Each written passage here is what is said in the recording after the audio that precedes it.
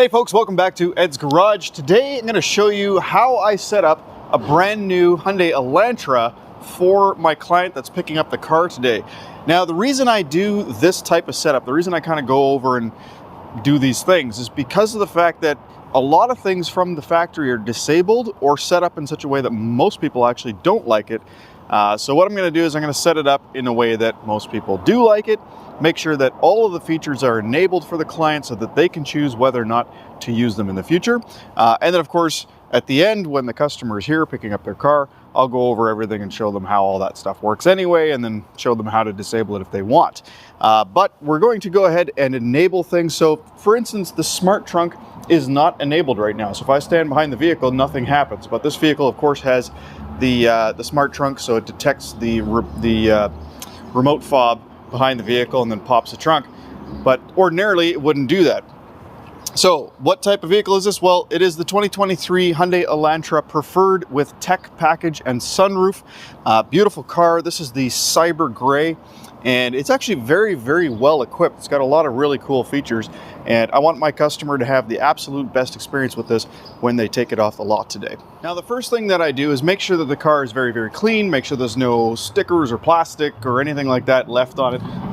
They're covered in about 400 pieces of plastic, so you got to peel all of that stuff off to make the car nice and clean and look good. And the only one that we leave on is the one on the display, because we want the customer to be able to actually peel something off. It makes it feel a little bit new, and it's a bit more of an exciting process.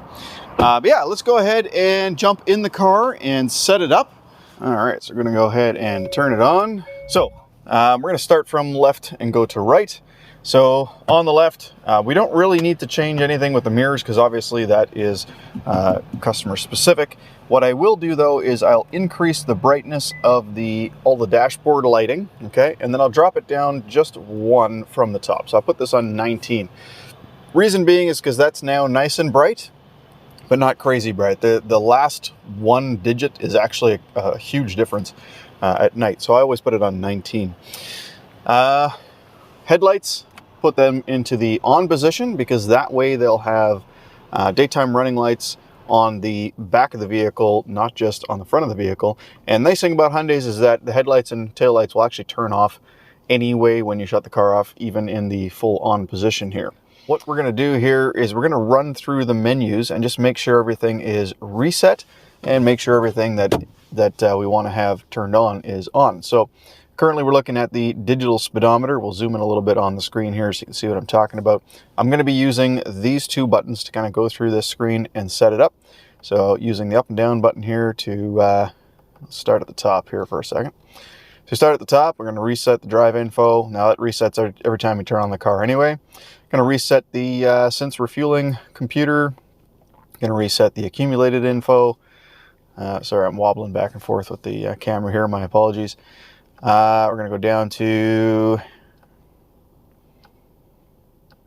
this thing here, selecting content. So if I hold the OK button, so that's this button here, holding that down, brings us into, you'll notice a little check mark. We can actually enable and disable things in here. Now, it looks like everything is turned on. By default, some of these will be turned off. So somebody's actually gone in here and turned them all on already, which is nice. And then I'm going to go ahead and bounce over to the next screens, pressing that top button. We'll hold the settings button for that, and that will put the settings up on the infotainment screen, which we'll get to in just a moment. Let's see what else is in here. Just the compass, and then we're back to that screen. Okay. All right, so we're going to get to all of the settings in there momentarily. So we've got that set. We have the mode button, which we're going to adjust as well. So we can do that now, actually. We'll press and hold the mode button, and gives us our Bluetooth, or sorry, our button settings here. We're going to go ahead and enable all of these so that if the customer is looking for their music, they can just hit that mode button to cycle through. The custom button, we're going to set that on phone projection. So that is this star right here. So if they use Apple CarPlay or Android Auto, that's a quick way for them to jump back into that screen. And that is pretty much it for that. There's nothing else in there to set. Of course, when the customer gets into their car the first time, we're going to enable their Bluetooth, connect them up and everything, and I'll show them how to use all this stuff here as well. Nothing else to set here. windshield wiper is fine. Okay, coming to the center here, we're going to put the car into smart mode by pressing this drive mode button. So you can see we have normal, sport, and smart. So we'll put that in smart mode, and we'll show them what that means as well. We got the camera button here, which we don't need to press right now. Climate control, we're going to put that on room temperature, 21 degrees, and we'll leave it on automatic on level 1, so the fan's not blasting the client in the face when he turns on the car. And then looking up here, we're going to go ahead and make sure that the lights are on when the door is open, so that's what that is. We're going to open up the sunroof to get a lot of light in here, so it looks nicer when they jump in the first time. We're also going to set up their BlueLink account when they're here, so we'll do that. And we'll ignore the mirror for now. As for the infotainment system, obviously there's going to be a lot of things to change in here. So let's start with the home screen. So first off, we're going to go ahead and type in the customer's name here into the user profile. Now, when we set up Bluetooth or BlueLink with the client, that will actually automatically put his name in anyway. However, I'm going to be going over the car with him first and then setting up the BlueLink account, which is right here. So for now, we're just going to put his name in, so that just makes it feel a little bit more special. All right, time looks good, so we'll ignore that. We're going to open up the map here. We'll make that full screen, and we'll put this on 3D because everybody likes the map better in 3D mode anyway. Okay, now you can also actually type in if you want, like I sometimes put the customer's address in right away, but we're going to leave that for now. I'll do that off camera. Let's see, climate, I'm going to go into there and make sure that these are all turned on, especially the activate recirculation upon windshield washer fluid, so I want to make sure that's on. HD radio data, that should already be turned on, but I'll check the radio in just a moment here. Yeah, the radio station that it's currently set to is not picking anything up. Fuel prices are working, so that's good. So on that note, we'll switch to radio next. All right, and we're going to put that on FM. Turn down that annoying noise, and then we'll enable HD radio. Okay, so that should now start to pick up some HD radio signals. As far as everything else in here, this all looks good. The next thing we're going to do is go into the setup, go into vehicle, and we're going to start with the driver assistance settings. So warning timing, we're going to keep that on standard. Warning methods, we'll put it on parking safe priority and put the warning volume on level 2. There's nothing else to see in there. Driver attention warning, we'll make sure that those are both enabled. Forward assist is enabled, so that's autonomous emergency braking.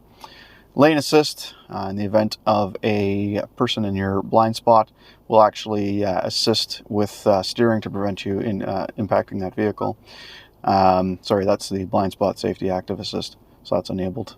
Lane change safety essentially will help prevent you going into a lane that a car is in or exiting a parallel parking situation. Rear cross traffic safety is enabled, so we'll keep that turned on. We're going to turn off the extended rearview mirror. I don't know anybody that likes that, to be honest. Under the cluster illumination, we've already set to level 19. We're going to enable the blue light filter. So that's on now. Sorry about the reflections, guys. It's actually not that reflective. It's just this this Mylar protective film over the screen right now. So blue light filter on level 5 is a good spot to put it. We're also going to want to turn on the welcome sound. I like to change the reset fuel economy to manual so the customer can actually reset it themselves so that it doesn't constantly reset. We also wanted to make sure that wiper lights display traffic signs and icy road warning is enabled. That way everything will come up on the instrument cluster when things happen. So it's kind of a good idea to have that enabled. Under lights, ambient light. This vehicle is equipped with ambient light. We want to make sure that that's at its maximum brightness. And we can choose a nice color. We'll leave it on ice blue for now. We don't want to dim that in the dark because it's not really that bright anyway. Headlight delay and high beam assist, we'll leave those turned on. And we'll change the one-touch turn signal to 5 flashes. So that's when you tap the signal, it will flash 5 times and then stop on its own. Under door, we're going to enable the 2-press unlock and the smart trunk, so that's good. And then convenience, we want to make sure the rear occupant alert is enabled, and we'll want to set up the service interval if it hasn't already been set up. So we're going to go ahead and reset that now. And of course, want to make sure that the oil change reminder is turned on. There we go, it's on. Perfect. And that's pretty much it. So not much to it, but I don't think a lot of people do that for deliveries. I like to do that, just, you know, go that extra mile to make the car a little bit more special when the customer picks it up. Anyway, hope you enjoyed this shorter video. Thank you so much for watching. And yeah, next video will probably be in relation to the trip that we're doing. So stay tuned for that. We leave in a couple of days on the 15,000 plus kilometer journey through Canada and the United States, pulling a trailer with an electric vehicle. So if you're interested in seeing that, don't forget to like and subscribe. Comment below if you have any suggestions for delivery procedures, or as a client, what you would like to see on a car when you buy your new car. All right, thanks so much. Have a great day.